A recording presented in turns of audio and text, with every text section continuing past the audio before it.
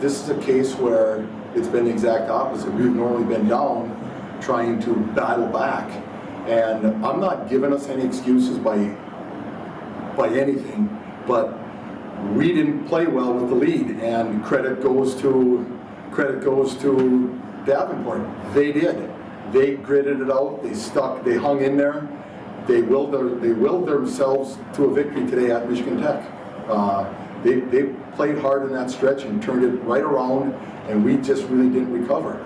We didn't match their intensity in that stretch. We got up. I'm not saying we got soft. We got up and we didn't maintain our level of intensity, and that's what happened. Again, another learning situation for this club.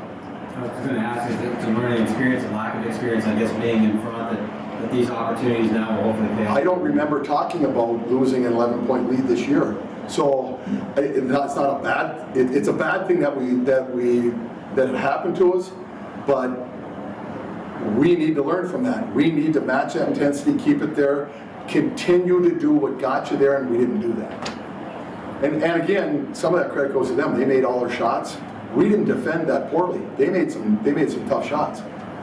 Coach Brian Heath, your senior, a good sign for him, I think, this week. He's had two really good if we want to be successful, Brian has to produce for us. And the last two games have been good as far as point production and minutes. And I feel good about that. We have to feel good about that moving forward. He's got the remainder of the season, and he's got nothing to lose. We got to go. We got to get better for him, and he's got to continue to stay good for us. Isaac Appleby, 2 good games. It seems like things are a little bit more in sync when he's It's nice to have our guards back. They were a little bit out of it for a couple of games there.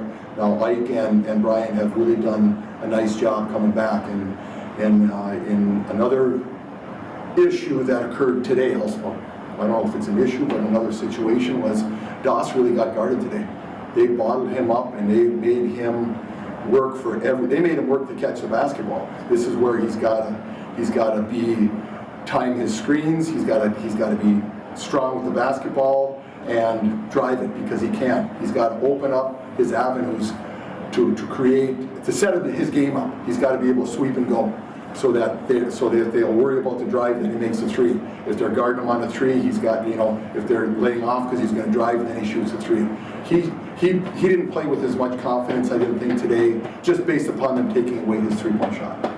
Coach, this week you've got a couple extra days in here without the Thursday game. What does a week like this look like? Is it more teaching, obviously preparing for Northern Michigan? We are practicing regularly to get better, and we're practicing hard.